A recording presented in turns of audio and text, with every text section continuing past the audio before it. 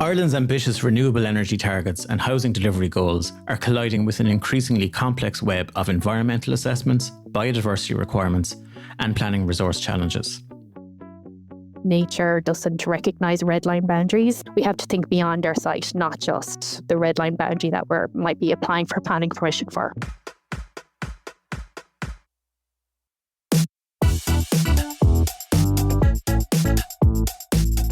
I'm Sean O'Leary, and you're very welcome to the Planners Podcast. The tension between speeding up permitting processes and maintaining robust environmental protections has created bottlenecks that could make meeting the 2030 climate targets nearly impossible. Today we'll explore how planning consultancies are navigating biodiversity net gain, mandatory EIA scoping under RED 3, and the resource constraints facing statutory bodies like the MPWS. We'll also examine how the new Planning and Development Act 2024 might address these challenges while discussing practical solutions for housing delivery and renewable energy deployment. Our guest today has over 10 years of experience in this area. It's a pleasure to welcome Project Director at MKO, Pamela Harty. So, Pamela, look, again, thanks a million for doing this and for joining us on the podcast. I wanted to kick off maybe by just learning a bit more about who MKO are and then your role within MKO. First of all, thank you for having me. I'm delighted to chat to you today. MKO are a planning environmental consultancy. They started back in 2008 when two firms came together. So one was led by Gus McCarthy on the planning side, and then the other firm was led by Brian Kelvill and Carina O'Sullivan, and their focus was on ecology and kind of environmental matters. So actually it's quite timely. This month actually marks my 10-year anniversary since I joined MKO. So it's been amazing to see the journey that they've come on over the last 10 years. So when I came on board, there were fewer than 30 of us in the office. I think I was employee 27. And now there's over 220 strong, and we've offices. We're obviously headquartered in Galway, but we now have offices in Dublin as well. So I guess what makes kind of MKO a bit unique is that they bring planning, environmental and ecology expertise together under the one roof. And that's become so important in recent years, given all the legislative changes and EU directives. That means projects now need a really holistic approach to succeed. And then in more recent years, they've also expanded beyond the kind of core planning, ecology and environmental services. So they've added things like project management. There's now a water team, an acoustics team, health and safety, GIS, project management, or kind of graphics and landscape and visual impact. And we have quite niche areas within our eco team. Like there's now a whole dedicated ornithology team. We even have a dog team, which is quite unique. So we have about 5 dogs who work on our conservation team who do kind of post-consenting monitoring of things like bird collision risks and things like that on wind farms, which we then use that data. So yeah, it's always a nice day in the office when the dogs get to come in once or twice a year. So yeah, I can't forget about them either. So yeah, in terms of what MK do, we work across like a very wide range of sectors. I guess traditionally we're very well known for our work in the renewable side. But we're also very active in things like housing, general infrastructure, education, health, forestry, quarrying, tourism. And then there's new emerging areas too, like maybe nature restoration that we're getting more and more involved in. So I guess maybe I might tell you a bit about my own role within MKO. So I'm a project director on the planning team. So we have about 27 planners at the moment on the planning team.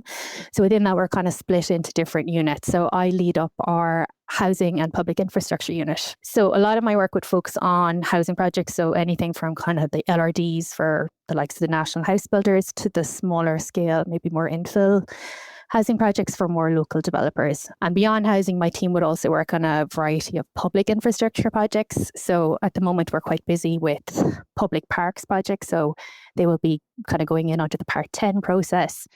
And then as well as that, I've also had the pleasure of working with some educational institutions like University of Galway, which is always special to me because I'm a past student of there. We also do a bit of tourism work, particularly kind of related to the ecotourism side of things for projects that tend to qualify under the EU Just Transition Fund. So it's been a very busy area for us in the last 2 years or so. There's really tight timeframes to get those projects in through planning and out the other side so they can qualify for the EU Just Transition funding.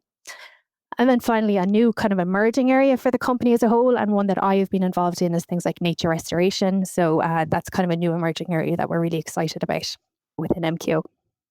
And then that's one of the larger planning teams in consultancy in the country. But how does that planning team work with all those other bits up to and including the dog team maybe, but is it quite integrated, and what's it like having all those different kind of specialities and expertises under the one roof? Yeah, that's a great question. So, and I guess that's kind of our added value that we bring. It's because we have all those added skills, like under the one roof. So having that in-house expertise makes it possible, to have, or an ecologist or an environmental scientist or someone involved in EIA or SEA, like literally sitting beside you. And we like to share that knowledge with the team. So I think we work very collaboratively within MQO. We make a really big effort to share expertise across the company. So for example, every Thursday, we do a company-wide knowledge share where different teams present on different areas on technical issues. And a lot of that, we take learnings from either recent case law or emerging policy or legislation. And also, to be honest, sometimes it's just really helpful to overhear conversations that the ecologists might have. I think by osmosis, we tend to pick up quite a bit. So that's kind of how we work on a more strategic level. But on the day-to-day side, if we're to look at how a typical project might run, if we really try embed the likes of the ecologists into the project from the outset and try making sure things like nature-based solutions are embedded into the project. So that might mean things like running workshops with the likes of the engineers and the landscape architects and the ecologists to make sure things like, the lighting report or any kind of mitigation measures that need to be brought in to kind of SUDS measures, that they're all kind of thought about from the outset and not just at the end when someone's doing an AA screening report or an ECIA. And then finally, one of our kind of service offerings that's developed a lot in recent years is the GIS side. And that's a team that really bring us all together. So they've developed some really good platforms that things like the digital twin models and ArcGIS dashboards where, if our ecologists are out on site, they're kind of almost doing mapping and geotagging, photographs or data points there and then that we can then, in the office kind of nearly see as they're doing it. So it just makes it a really collaborative approach. And I'm very grateful to have them on hand when there's a tricky eco question that needs to be sorted out. And I know this is a two-way street, but how well do, I suppose, the planners on your team, when they join MKO, how well do you think they understand what other professions like the landscape architects, the engineers, the environmental scientists, the ecologists, how well do they think they understand their roles and what their expertise is? And then similarly, how much planning do those other kind of people when they're coming into MKO understand, or how does that kind of relationship work? It's definitely a steep learning curve. I think you might remember back when we were in college doing planning, we didn't necessarily learn about the in-depth stuff of ecology or indeed engineering matters. Very much planners are kind of like a jack of all trades, a master of none, as some people might say. But within MKO, it's because we have those kind of weekly knowledge shares that really does help share the learnings across the team. And I think that's so important. And then while that's a kind of weekly set thing in our calendar, we also have obviously bespoke kind of seminars within teams. So, for example, last year when things like the GR cases that had to do with the Hilfer Massey case, which impacted things like bat derogation licenses, which, had a huge influence on our project timelines on the planning team. It was so useful to have that in-house knowledge there then that can either, first of all, brief us and keep the planners up to speed, but also to be available for kind of the client calls. And it's always very useful that clients have that reassurance that, that a trained person in the area is available to them to kind of deal with these more technical matters that can come up. So overall, it's a constant learning curve. To go back to your original question, I think having those touch points like the weekly knowledge shares, the check-ins is really useful for us. And within MQO, we developed a really useful platform last year called our MQO Academy, which is where we kind of upload all our knowledge shares and our training. So even if I wasn't maybe there to hear about a certain thing about, a GR outcome or a learning, I can log back onto it whenever I need it to kind of check what was discussed, what are the key things that we need to be aware of. So we definitely work very collaboratively and we learn from each other all the time. Definitely think by osmosis, just even overhearing some of their conversations is so helpful. Do you ever feel that you're doing less and less planning and that you're just doing more ecology and law and acoustics and whatever else? How How do you make sure that there's kind of, I suppose, ultimately pure planning and what you're trained to do and what you want to achieve at the kind of heart of it without getting subsumed? They're intrinsically linked. So I think it was key back when I think back to the kind of history of MQO when Gus McCarthy and Brian Kevill, I think they met at the printer in the office in Galway County Council and they decided to join forces. And now I can't imagine not having in-house ecology and environmental. It's so intrinsic to everything that we do. So I think biodiversity is becoming more and more important for planners to be aware of. You'll see in the most recent revision of the NPF, there's now a more embedded focus on biodiversity. We're not quite got to the stage where we have statutory biodiversity net gain assessments yet, but biodiversity as a whole. And we see that it's filtering through in development plans. The kind of more recent iterations of them, you always see stronger focus on things like nature-based drainage solutions. So definitely the certain plans are maybe a little bit further ahead than others, but definitely that's the way it's going. And I think that's a good thing. We need to kind of be more mindful about how we can be more sensitive to the environment when we, as planners, are, doing our day-to-day job. It is an intrinsically linked part to what we do, I think. And I wanted to get into some of those areas that you work in, and that biodiversity piece is probably a good jumping off point. But what is coming down the tracks, and do you have examples of projects you've worked on where things like BNG and have become integral to it? And yeah, kind of what's happening next? Obviously, people listening to this have probably seen what's happening in Scotland, Northern Ireland, England, different approaches there. Obviously, what's coming from Europe as well. But yeah, what's coming down the tracks when it comes to biodiversity? Yeah, so I think it's really encouraging to see how biodiversity is being brought more to the fore in projects in recent years. I think it's important to note that, as I said, that first revision to the NPF places additional emphasis on needing to incorporate biodiversity requirements into the statutory plans. I think it's NPO 82 to 86. So that's, from a kind of planning hierarchy perspective, it's great to see that. And then, that should filter down into our RSSs, the city and county development plans and LAPs. So that context, together with other kind of changes in the environmental policy and legislative developments, so things like the nature restoration law that we've been hearing about over the last couple of years, obviously the climate action plans, which are renewed annually, and indeed also the kind of local authority climate action plans. They all mean that we now need to integrate the green infrastructure and nature-based solutions into development proposals.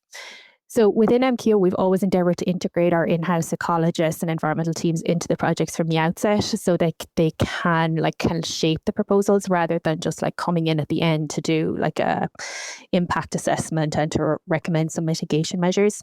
So in practice, this looks like kicking off with things like an ecological constraints-led approach to things like master plans and site layouts, where before any of the architects or the design team get even sketching up concepts, we have, a constraints-led map showing what we need, what's on site, what we need to be aware of. And not just our site, but also the network of sites, because obviously nature doesn't recognize red line boundaries. It follows hedgerows and green networks. So we have to think beyond our site, not just, the red line boundary that we might be applying for planning permission for.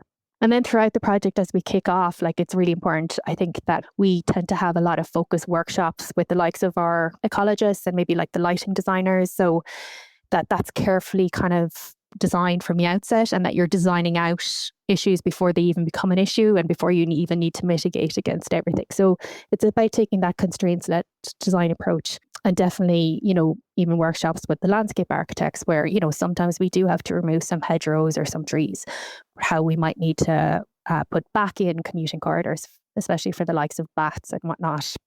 Particularly in Galway, we tend to have the lesser horseshoe bat, which is obviously a protected species. So it's really important that you have the ecologists shaping the layout and the design from an early stage so we can make sure we're taking care of ecology from the outset. I guess if I was to step back and say, where is this going? At the moment, biodiversity net gain. So that's obviously been quite topical over the last couple of years. The IPI have featured it a number of times on their conferences. So it's important to note, though, while it's potentially coming down the line, it's not a statutory requirement at the moment. But I will say a lot of our clients are opting in to just do it anyhow.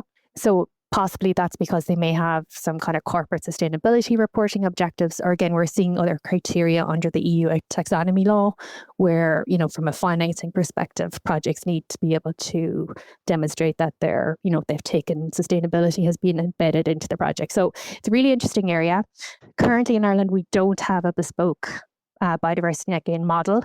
We tend to kind of look towards the UK model when we have had to use it, but we've had to tweak it. It's not exactly right. But I think I am aware that some organisations are maybe kind of currently looking at developing their own model. So it's definitely a space to watch. And I think it likely would require central government backing to be rolled out on a more mandatory basis. But it is interesting to see. I have been asked for it once or twice as a further information request. So I think we will definitely see it come in on a mandatory basis soon enough.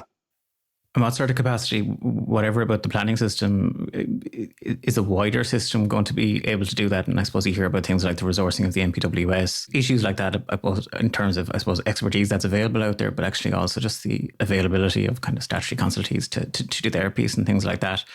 That's a really good question. And we've seen the kind of outfall of things like that in recent years. I will kind of stay at the outset. I think a lot of really good has been done to the Irish planning system over the last few years. The resourcing that has gone into the likes of the local authorities and Commission Panola has been great. We're seeing such improvement. But what you've just kind of mentioned has brought up another issue for us. Is it's not just the planners that need to be resourced. There's also the likes of NPWS who need to be properly resourced, and Ishka and with confirmation of feasibilities, and even the likes of OPW when sometimes we're looking for Section 50 licenses. But particularly last year was a real crunch point. There was that Helfer Massey case in relation to the bat irrigation license. So while previously we would have most often got our bat irrigation license post-consent, as an outcome of that JR case, suddenly overnight we were having to get bat irrigation license pre-planning. So what had been a relatively quick system, it was generally kind of 2 or 3 weeks to get your irrigation license. Before that case, overnight, it ground to a halt. And I think NPWS were just inundated with bat irrigation license requests. Obviously, they need to be properly resourced. And I think, they've put a more process in place now, but I think it's really important that they have the resources to deliver on it, and that they have maybe more defined timelines, because, especially last year, we found yourself sitting on applications ready to lodge them, just waiting for the bat irrigation license to come through. So that can be quite frustrating as a private sector planner when you're trying to explain that to a client who maybe doesn't fully appreciate that this little piece of paper is holding up a project that we might have been working on for 18 months, 2 years or so. So I definitely think that's, while so much has been done to help address the planning system in Ireland, I think the resourcing issue for organisations, and I'm just going to use NPWS as an example, that those kind of statutory consents that run parallel to planning are also so important, and they can become real bottlenecks, I guess, if we don't have the resources in place to be able to process things like bat irrigation licenses, confirmations of feasibility, or the kind of Section 50 licenses that we might require from OPW in a timely manner. That's a nice segue, I guess, into something I did want to talk to you about, which is things like permitting. And obviously there's a big focus at the EU about speeding up the consenting for renewable energy projects and other types of projects. And then sometimes, I guess I'm conscious that you need to be careful, but some of it is all lumped into the planning system when really it's other licenses and other processes are the things that are causing the issues. But how do you balance, or how in your practice are you finding that balance between things like pressure from national and European governments about speeding up permitting processes, and then the emphasis on things like EIA, SEA, other, I suppose, very strong, very well established kind of environmental assessment processes and things like that? Is that kind of getting towards a crunch point, or have you figured out a way of being able to kind of do them together that isn't causing issues? Or again, where do you think that is actually going to end up if you've got increasingly stringent timelines and deadlines and obligations on the one hand, but then also you've got a very big body of case law and I suppose an increased emphasis on that sort of stuff coming down from Europe as well? Yeah, it's quite a predicament, because on one hand you do, there's lots of merits around the case about why you need to increase the speed up the planning process for things like critical infrastructure projects, for example. But then you also need to kind of balance it against, you can't just let it become a box ticking exercise. So within MKO, we have a dedicated environmental team, and they tend to work on our strategic environmental assessments and also our environmental impact assessments for project-based work. So when it comes to SEAs and EIAs, one of the key challenges, as you said, is keeping them meaningful, and rather than just a tick box exercise at the end of the process. So you kind of mentioned recent tensions. And I think a lot of that comes back to some guidance that was released by the EU in May of last year. So they published some recommendations and guidance on speeding up permitting granting for things like renewable energy and related infrastructure projects. So there's a bit of a tension. On the one hand, there's a push to speed up permitting and infrastructure delivery, but on the other hand, there's a responsibility to ensure proper environmental assessment. So this tension can sometimes, you can see how it would have the potential to contribute to things like judicial review cases, because if an assessment is seen as superficial or just procedural rather than like a substantive kind of piece of work, it could maybe be challenged in the courts. So I think the key is to make them meaningful tools that genuinely inform a project rather than just a bureaucratic hurdle that needs to be get over, to lodge a valid planning application.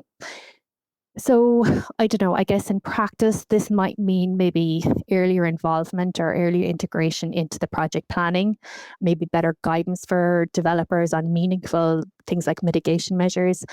And I guess one of the key things that I'm very mindful of is I think there always needs to be clear transparency that shows how the assessment has influenced the decision, and not that just it was done, at the very end of the project and completed to satisfy some kind of legal requirement. So it can't just be separate to it. It very much needs to be a trail through the documents to see how you have either amended the design. And, we have sections like the alternative sections and things like that in there. So I think that's just really clear that they're clear. So I guess while the guidance advocates for quickening up the process, there is that risk that it could maybe compromise the environmental assessments. And like we've seen a lot of the JR cases in recent years, they tend to mention either ecology or environmental related matters. So it's important that the assessments are, robust enough to be able to kind of stand up to any kind of critique if it was to be challenged through the courts. And there's also a really important part there about the public having, trust in the system and maintaining trust and ecological balance that you can see, a scheme has been really carefully considered to try avoid and, not have negative impacts on the environment. So you mentioned a good point, though. I think to be able to do that properly, the success of that guidance would hinge on having adequate resources in the likes of some of our prescribed bodies that, maybe have to be involved in things like scoping of the EIAs or SEAs. So, the likes of, again, of NBWS or EPA. So it's definitely a balancing act. And just for somebody who isn't dealing with these on a day-to-day basis, can you just describe how big and how complicated, just looking at kind of that sort of metric, how big and complicated are some of the EIAs or some of the SEAs that you're seeing now for projects?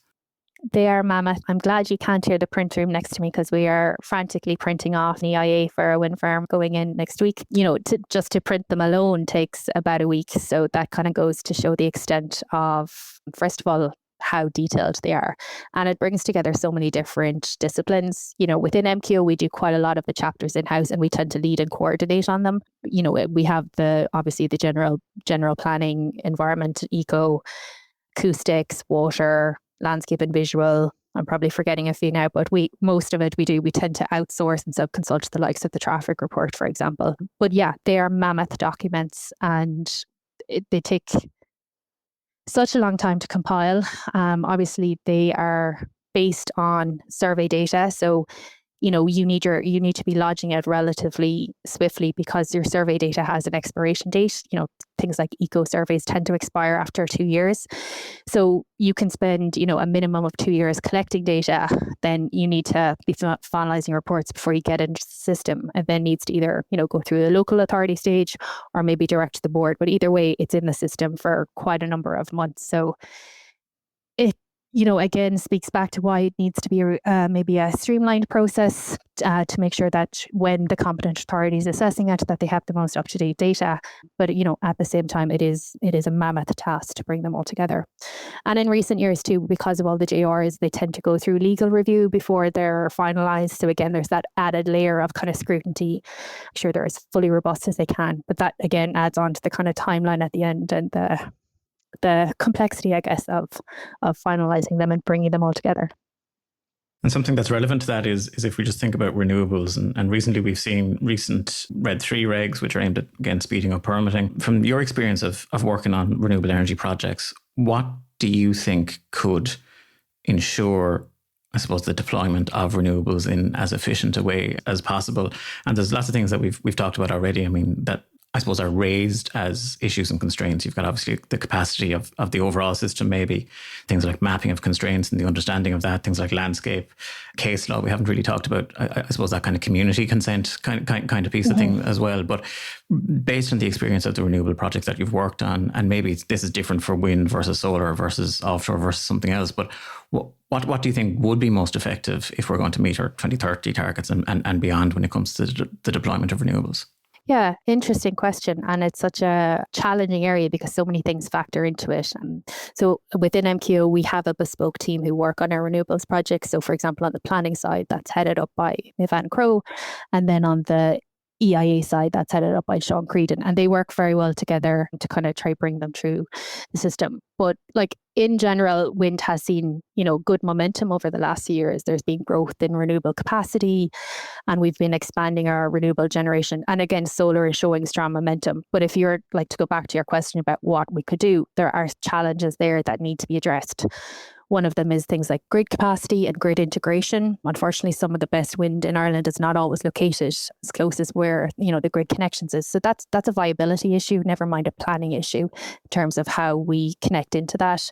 Obviously, the storage of energy is another issue. We're seeing more and more solar farms integrating kind of the more battery storage elements into it. So there's kind of practical things on the ground that kind of need to be sorted out. And then from a planning perspective, in terms of looking at the legislative side of things, like the planning and judicial review delays definitely have been a burden on the projects. So kind of, despite recent reforms, many renewable energy projects are still subject to JR and kind of planning delays. And a significant number of developments are currently facing kind of legal challenges, which, can stall progress. And we have those looming targets in the background. So you mentioned RED 3. Obviously, that's kind of hot off the press. At the moment, everyone in MQO is trying to familiarise themselves with the RED 3 provisions, and things are moving very quickly in terms of new circulars and things like that coming out to give us extra guidance. To kind of link this back to what we spoke about a little bit earlier, I think one of the key areas of concern at the moment might be maybe things like the mandatory scoping matter. So things like, are statutory consultees aware of this requirement? Are they adequately resourced to be able to deal with these scoping requests in a timely manner? So again, all that, it kind of links back to the wider resourcing issue that we spoke about earlier when we were chatting about that derogation license and things like that. That is definitely something that needs to be addressed. And, prescribed bodies like NPWS, they need to have a clear understanding of what their role is in the system and the timelines. Like as planners, we do love timelines. We like certainty, but that means, that it needs to be properly resourced so people can deliver on those timelines. So yeah, they're kind of some of the key things I think that we're thinking about at the moment that we're mindful of, things like these need to be addressed to help roll out more renewables.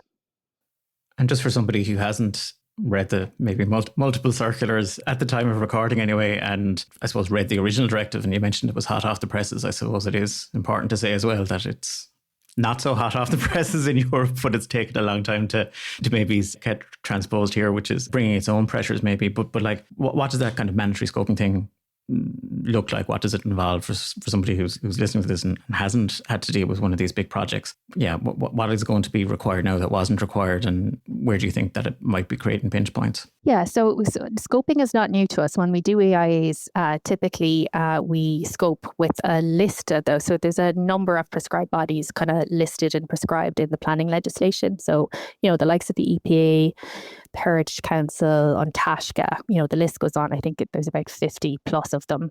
So as part of, if you were working on an EIA project, generally we tend to summarise it in Chapter 2. You talk about how you scoped with the prescribed body. So let's just take maybe NPWS as an example. We do that through the DAU, the Development Applications Unit. So we tend to write them early on in the process and set out. At this time, we don't always have a very defined development description. We might have a high level description, and we would have a general kind of study area. We mightn't maybe have our refined red line at this stage, but we certainly would have a study area. And basically we set out, it's almost like a mini EIA document. So it kind of follows the format of it, and you set out the different basically things that each chapter is going to assess and the scope of the study. So when you say scoping document, it's kind of confirming, you're saying this is the methodology that we're going to look at in this EIA across these various chapters. And it includes all the kind of, the planning side, but traffic, acoustics, noise and vibration, ecology, obviously, the list goes on. And then there's obviously the cumulative impact assessment piece as well. And then you ideally get a scoping response back from the various prescribed bodies that you've written to. You don't always get a response back, or sometimes it's a very, very short response. So I think under RED 3, the fact that they're now looking at, mandatory scoping, that's really important because, as I said, we need to make sure our prescribed bodies are, first of all, fully aware of what the requirements are of them. And then secondly, most importantly, that they're appropriately resourced, that they're able to deliver, because again, there will be timelines associated with that. So it's a big issue. I guess there's a concern there at the moment, that maybe some of those organizations are not set up to be able to fulfill their requirements under it. But look, it's definitely an emerging area. So it's something to watch, I guess. We've talked about the biodiversity crisis and the climate crisis, but obviously something else that's pertinent that you work on is housing.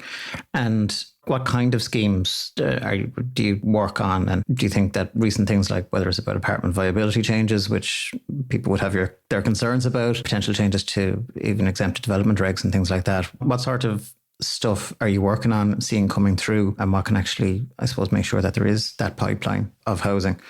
Yeah, interesting question. So within MQO, we work on a range of different sizes of projects. So personally, my team tend to work on mostly the LRD projects. So, for the likes of some of the national house builders, but also some of the local builders that we have in Galway, the likes of Rattigans or McHugh Property Holdings, O'Malley Construction. They're the more Galway-based construction companies.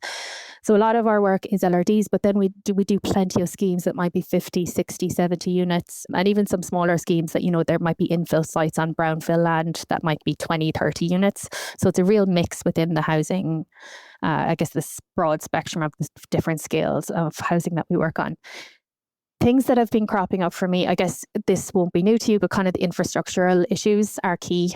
It's obviously widely reported. We know there was a very interesting report actually by the IMF earlier this summer. I think it showed Ireland fell or lagged about 30% behind its international peers on things like infrastructure kind of projects. So I guess that kind of just shows the scale of the deficiency that we need to, or the hole that we need to plug in terms of what's there. So critical things for us, if I was to use maybe some of my projects around Galway as an example, would be the wastewater issue. It comes up on various objections and just, either getting confirmations of feasibility in a timely manner or, wider upgrades that are needed to the kind of Uisce Éireann network is definitely a key constraint. So obviously we're seeing, funding announcements about more money being pumped in to try address that. But in the day-to-day of like the housing projects I work on, that is coming up more and more as like a critical issue, either through the planning process itself or through objectors who are either putting in submissions to object at planning stage or following through then at appeal stage. Viability is obviously, I think everyone is talking about viability. We have seen improvements or measures to try and improve it recently with things, as you mentioned earlier, you alluded to the new apartment guidelines, and that, there's pros and cons in that. On the flip side, as a planner, I sometimes worry about, eroding some of the kind of unit mix criteria that we would have always had embedded in policy before, to, eventually we want to end up well-designed and sustainable neighbourhoods. So that's maybe just a slight concern, but obviously anything that we can do to try increase viability and planning is going to be important. Over recent years, developers seem to respond quite positively to things like the developer contribution waiver and things like that. But I think viability in general, just if we were to kind of look at it at a broader brush kind of stroke, I think it needs to be more intrinsically kind of considered within planning. It's not actually a material consideration under like Section 34 of the Planning Act. I spent a couple of years in the UK earlier on and at an earlier stage of my career, and viability assessments are very much something that they talk about and part of their planning system. And you have groups like the RICS who have, guidance documents on viability toolkits. So, part of me just wonders, should it be more of a material planning consideration within planning? if we don't go that far, I still think there's definitely a role for more education on viability. I don't know about you. I don't really remember learning too much about it in college. And, there's possibly a role there that it needs to be more part of the curriculum for our planners, but definitely ongoing continuous professional development, I think should also maybe focus a bit on viability. It kind of underpins everything that we do as planners. There's no point doing up a plan for something that's, just going to look like a nice glossy document or sit on a shelf and not actually ever be implemented. So yeah, that's just something I think about sometimes. I think maybe viability, maybe it needs to be more of a material consideration, and we definitely need more training and awareness of it as planners. Then if we're thinking about the Planning and Development Act 2024, then as that gets rolled out, do you see, whether it's viability, infrastructure, maybe on the renewables and the permitting kind of side of things, do you see anything in that you think is going to be particularly positive, that you're looking forward to actually getting commenced, or you're looking forward to seeing what it means? And I guess at the same side, is there anything that is going to make your life more difficult, I guess, as you're looking to deliver infrastructure, renewables, housing, whatever like that? What is the kind of the good and the bad of the legislation that's going to fix things that you think could be improved, but also actually possibly impact on things that are working quite well? Yeah, great question. So I guess we need to remind ourselves that the new act does kind of represent the most significant overhaul that we've had in the legislation in 25 plus years. But, its effectiveness in achieving its goals definitely do remain to be kind of, I think, fully seen until we see, the secondary legislation and the regs that are needed to kind of flesh out some of the detail of it. So maybe just to look at the positives first, definitely, the kind of streamlining the planning process, the mandatory decision times for consenting bodies on Commission Plenala. This is all good. Working as a private sector planner, we like certainty, we like timelines. So, I think that's a real positive. And, the resourcing that's been put in place, I think is, we've set that up now to hopefully work very well. And, we've seen vast improvements in decision times from the likes of Commission Plenala over the last number of months, which has been really well received, I think, by private sector planners, but also by our clients as well. The other things in the Act, I guess, the reform of the judicial review procedures, that has become such an issue for us, since kind of 2020 or so. So significant changes in how planning decisions can be challenged in the courts, that's important. So, things like the removal of the preliminary leave stage, clearer rules on who has kind of standing to bring a case, and the kind of targeted remedies where only parts of a decision can be deemed effective, and maybe, a new framework for cost. So I think the new Act has lots of good things in it. Another thing I think I like about it is the extended duration of the development plans from a certainty perspective. I think that moving to the 10-year kind of program is good. Developers like certainty, but one thing I would kind of be concerned about is that plans need to be flexible enough to be able to deal with things like new emerging sectors that, we mightn't even be thinking about right now, but, in 5 years' time, might be it. So I think, while a 10-year plan can bring more longer term views and plans, the plans still need to be adaptable and agile enough to be able to respond to, what might be the next big thing in, who knows, renewables in the next few years. So what I'm not looking forward to is learning it all. I feel like I know the current Act very well. I can kind of bout off different sections, or I know where to go find it. So I guess the phased implementation of the Act is going to be a bit of a challenge for planners for us to get our heads around. It's obviously been commenced in various stages with different provisions coming into effect at various times. So this phased approach is obviously good in one sense, but it also just means there's a little bit of uncertainty, where you have projects maybe that are about to be lodged or will be lodged just after a section commenced.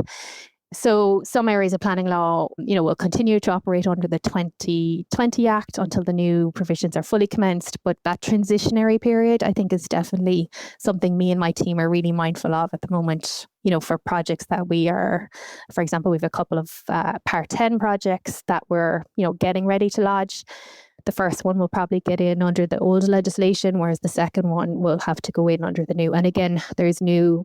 So Part 10 applications, they refer to like local authority owned development projects. So, the likes of parks projects or kind of public realm projects. So there's now going to be a new phase of kind of pre-app consultation with Commission Plenala before you lodge them. That's not currently there under the Part 10 version. So yeah, it's just a challenge, I think. But, I think planners are well placed to interpret legislation. I think we're in a good place, but it's definitely going to be challenged. And look, the new Act is extensive. I think there's 26 parts and 637 sections. So it'll definitely be a lot of bedtime reading, I think, to get to grips with all the new section numbers. And what is it like advising clients and working with clients when you're dealing with, I suppose, that legislative change and trying to explain that, you know, the way something is now maybe isn't the way it's going to be at some point in the future. And then at the same time, and we kind of discussed it already, but there's wider uncertainty, maybe, I don't know, trends and objections and kind of case law and things like that. How do you, I suppose, set out your stall and explain kind of the landscape? Yeah, great question. And I think it comes back to one of planners' main skills is being good communicators. You know, we have to interpret legislation, case law, policy, real technical documents in one hand, but then we need to be able to explain that. So for example, on that parks project I mentioned, you know, we just had public consultation this week, our third round, you know, just before we lodge. So I need to be able to explain to a neighbour or someone who's going to be living close to the park the timeline for the new process. So planners definitely need to be good communicators in how we, first of all, interpret and understand it. So on a client side, we tend to be very, you know, it's quite technical. We show them the kind of key features or the changes from the current legislation to the new legislation, how the timelines might shift. So, you know, be open and dialogue with clients is really important in that regard. And we have to remember they come from different backgrounds. Some of our clients are local authorities and they're planners, or they're, you know, in the parks department or the biodiversity officer or things like that. They are more au fait with it, and you can, they're kind of more aware of it. I guess it's in their realm. Whereas, you know, when you go out to public consultation and you're talking to a member of the public or a sports group or something like that, and you're trying to explain, well, okay, this project's actually going to fall in a transitionary period between two pieces of legislation, so the process is going to slightly shift. You know, that's actually a real skill in being able to communicate that in a very simple manner to the public. So yeah, it's just about us keeping on top of the different legislations and then breaking it down and, you know, tailoring it to our audience. It's a challenge though. And you mentioned viability as one thing that we can maybe do better and learn about it and maybe communicate viability across the system. But what sort of stuff do you think is working particularly well now? And I know we've spoken about kind of the increased resourcing of local authorities and ACP having impacts, but kind of from where you sit, what sort of stuff is working well that hopefully will be enhanced with the new system maybe? Yeah, good question. So we talked about the timelines. I definitely think there's been such a sea change in that, which is great. But other things that I think are working well are clarity between the different levels of policy sometimes. So I like that some of our new emerging Section 28 guidance has the SPPR. So you kind of know from a weighting perspective, if you have two conflicting pieces of policy, which often happens on things like maybe density, you know, you have national standards setting out density ranges for a certain type of area, but then you might have either a county development plan or a local area plan that might have maybe lower density or things like that, separation distances, differences in things like development management standards, separation distances. So that is one good thing I found in recent years, having more of the SPPRs. It's been really clear, you know, because before that, there was often a tension when you're trying to advise clients. You're like, okay, well, the national policy says X, but the local policy says Y. You know, we're probably going to end up with an appeal anyhow. So do we just tailor our design proposal, you know, thinking that Commission Planal are going to be the ultimate decision maker, or you know, the local authority or the local planners on the ground, you try make sure that they're happy and, you know, the elected members who adopt those plans are happy. So that was definitely a challenge, you know, especially when the Sustainable Compact Growth Guidelines first came in a couple of years ago, well, in early 2024, you know, the misalignment between national and local policy was a bit of a challenge to get over, and trying to advise clients on, okay, there is misalignment in policy here, but I recommend we go with, you know, this approach. I think will ultimately result in a successful decision.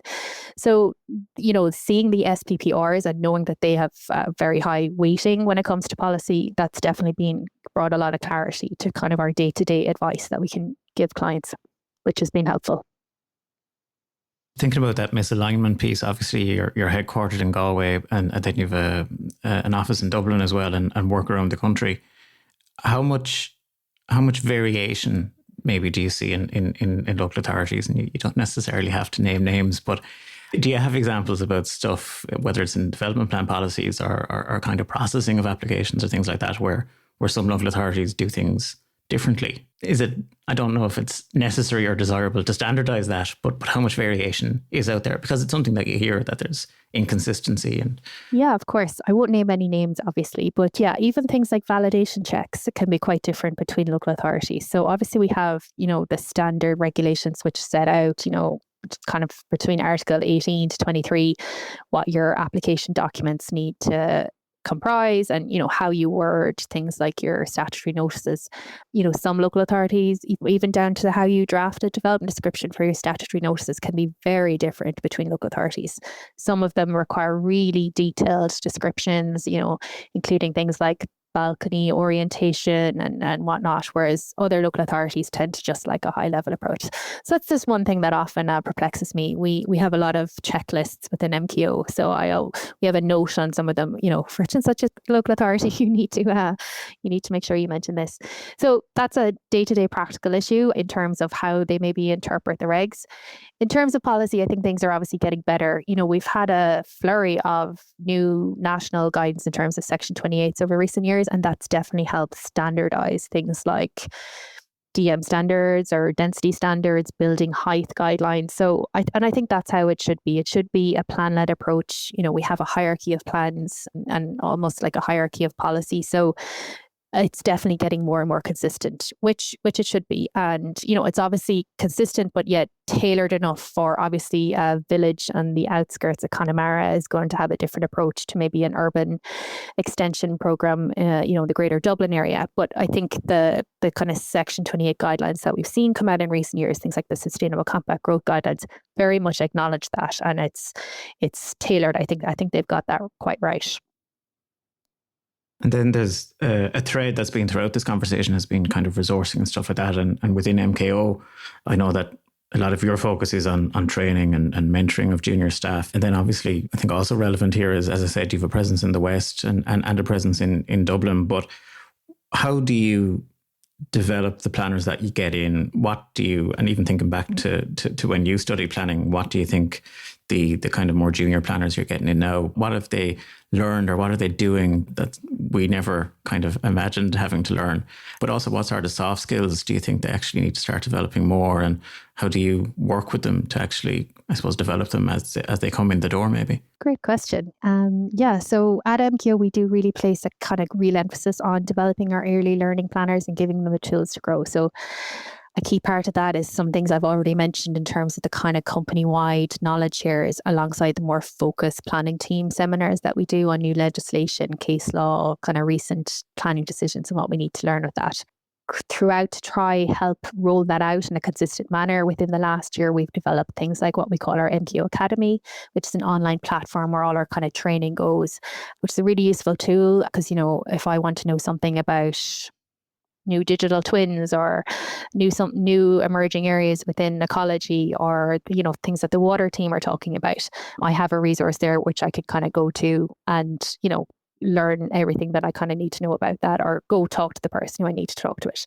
And then to ensure that the training is consistent and innovative across the teams, we have a network of what we call our training champions across all departments who kind of lead, coordinate on development initiatives.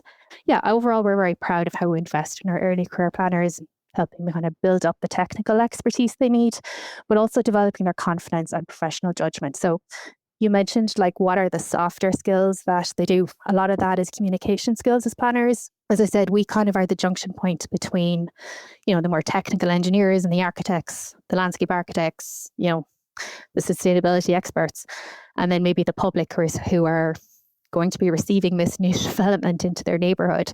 So that's definitely a skill that I think planners need to constantly be evolving. And how we do that, I think, is going to be changing too. So, for example, at the moment, even if you look at our kind of forward planning system and our development plans, they're very long, lengthy, wordy documents. I would like to see that evolving. When I sit in on knowledge shares from the likes of our GIS team and I see what can be done with the digital twin, the drone surveys, the kind of ArcGIS dashboards, I would like to see how we communicate as planners move to a much more interactive map-based system rather than really long kind of legal documents that really only planners and solicitors read, I think.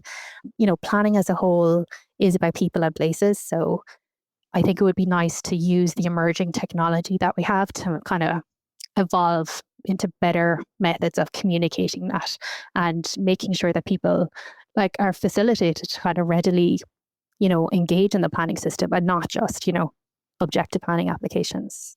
So yeah, lots to think about, I guess, in terms of where we can go with that though. But definitely our communication skills, our engagement skills are definitely kind of the softer skills that planners need to constantly evolve with throughout their career. Then one last question from me, unless there's anything that we didn't talk about that you think is important to raise, which is thinking back over your career so far and your 10-year anniversary in MKO. What sort of projects or what particular things have you been involved in that you're particularly proud of looking back?